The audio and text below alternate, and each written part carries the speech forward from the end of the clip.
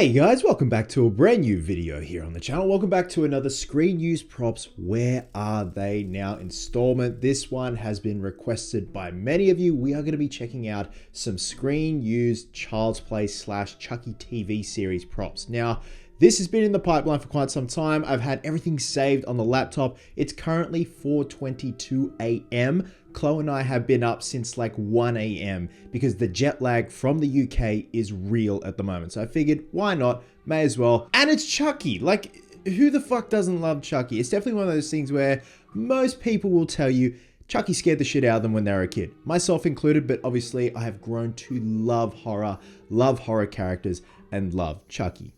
Clearly. So what we're going to be doing is checking out some auction listings from the prop store, also heritage auctions, and also a very cool article from Bloody Disgusting that covers some of Kevin Yeager's works that were up for auction. Now, Kevin Yeager originally built the original Chucky puppet for Child's Play 1, he went on to do Child's Play 2, and eventually as the movies progressed, it was handed over to Tony Gardner. Now, Tony Gardner's daughter actually made a documentary called Living with Chucky, which I highly recommend checking out. So sit back, relax, let's get our voodoo on as we check out some Screen Use Child's Play props.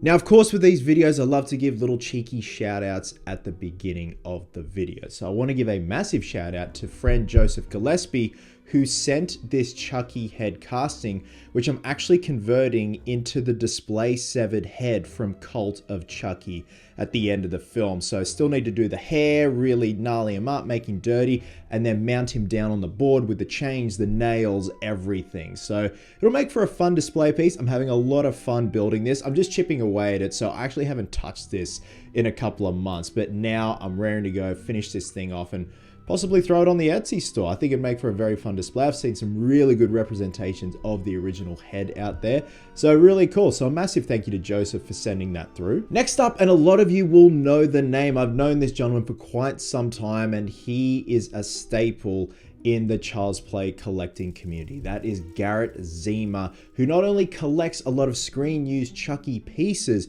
but also fabricates them as well, and has also worked with Trick or Treat Studios with the life-size Chucky dolls, Chucky replicas, all that stuff. So he is the go-to goat for Chucky stuff. So I highly recommend checking out his collection. So I mentioned there's an article from Bloody Disgusting that I wanted to go over before looking at all the auction listings. So this is from John Squires over at Bloody Disgusting. Effects artist is selling incredible Screen Use Child's Play props. Who brought the iconic Chucky doll to life? That would be makeup artist legend Kevin Yeager, who is credited as both designer and executor of Chucky for the original Child's Play.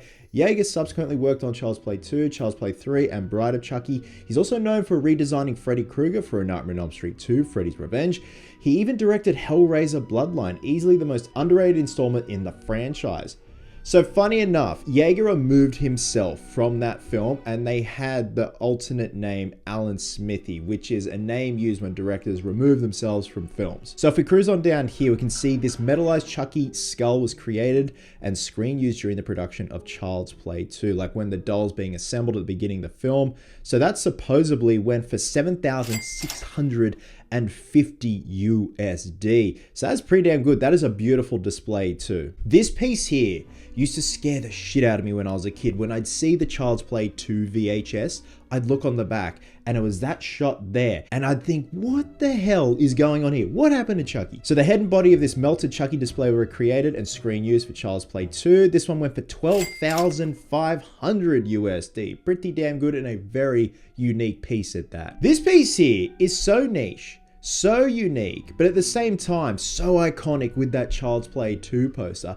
And the fact I didn't even put two and two together that, oh yeah, they probably would have made a custom-made Jack in the Box for this poster cover. So it was used as part of the process to create the Jack in the Box for the movie poster artwork. This resin hard copy was poured from the mold of the original clay sculpture, sanded, and then remolded for the final piece. 750 USD. Not bad at all for a very niche and unique piece. That would actually make for a very cool display. Now this one here is a beautiful piece, but at the same time, it's got a bit of a dark cloud over it. So this oversized Chucky mask was created and screen used during the production of Bride of Chucky. Now this was worn by Ed Gale. Ed Gale doubled as Chucky when he was actually moving around in the original Child's Play series. And if you want the ultimate childhood ruin meme, Google his name.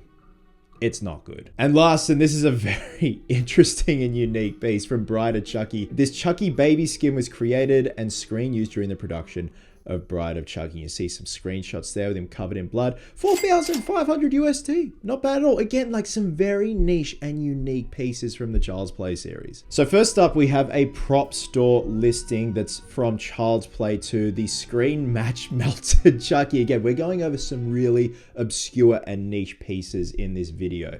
So the winning bid was £15,000 with 16 bids. Like, again, when it comes to like unique and niche pieces, these things usually go for an absolute mozza. And it looks like something you'd see in an art gallery and it would sell for a bajillion dollars. You see all remnants of the good guy costume there, Chucky's shoe. Hey, look at that. You can even see some of the electronics still in there. So they've screen matched it there. And even though the blood is missing on that particular part, you can see the bubbling on the foot there matches up and that kind of crack that's moving up there. Now this is from iCollector, not sold. So high bid was 2,100 USD.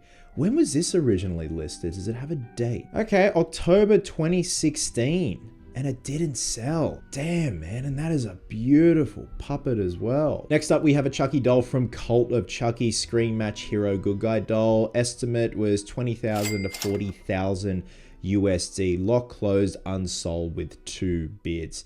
So the Chucky dolls varied in design as the films went on. Like originally it was subtle differences and it was more or less because Kevin Yeager and crew refined the tech of the dolls, and they got better and better each time. The movement was a lot more believable. But in this case, when it came to, you know, Bride, Cult, Seed, the dolls changed vastly, especially in the mannerisms, the facials, even the neutral expression. So they've matched some screenshots here. Okay, yeah, they've matched up those freckles. Very nice. Even that little dot there, whether that's a mold imperfection. This is from Heritage Auction, sold on November 12th, 2020.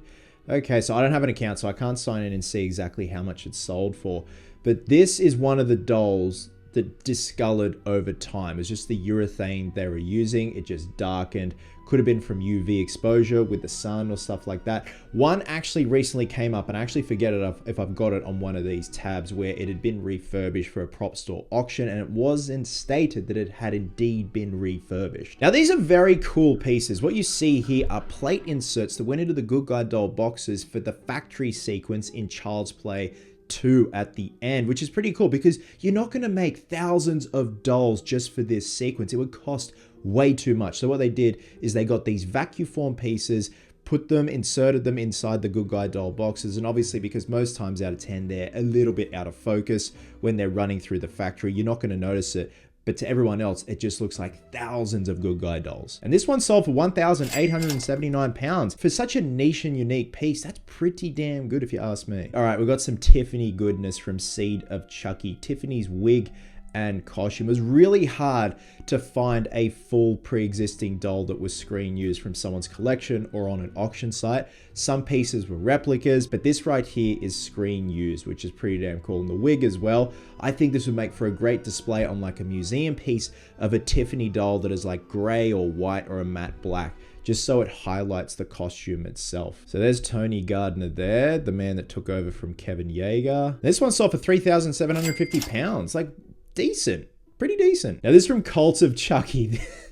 If you're a hardcore Chucky fan, this would be great to have, but to anyone else, they'd be like, what the fuck is that? And why do you have it? And apparently it went for 17,082 USD. So it's sold. Holy shit, okay. I mean, look at that, man. It's just gnarly.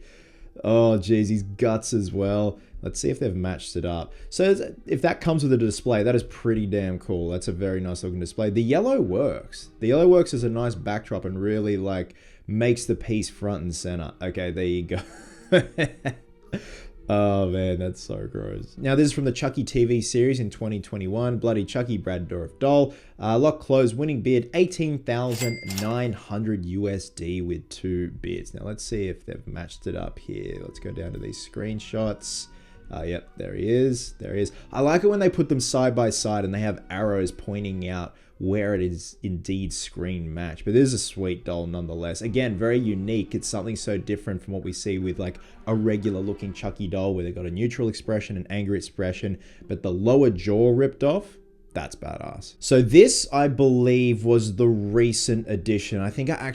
I'm pretty sure I actually went over it in one of my previous videos from Child's Play 2, Good Guys Factory Doll with Screen Match, Chucky, dungarees. So this is the dungarees that were screen used. I'm not sure about the doll. Now, I do believe they went back in and changed the description, but it was unsold. So estimate was 40 to 80,000 USD. So the dungarees on this doll screen matched to those seen on the Chucky doll in the factory scene after Chucky was reassembled.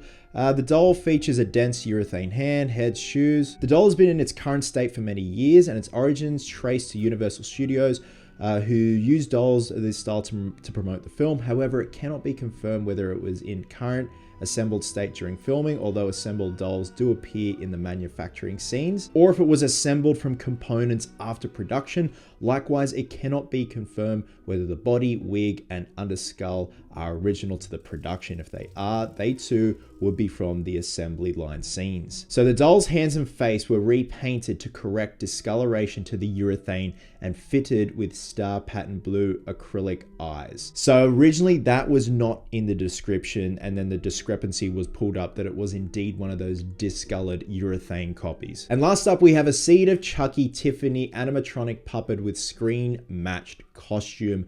Lot closed, winning bid 37,800 USD with 3 bids. You don't see many Tiffany dolls out there, screen match dolls for that matter.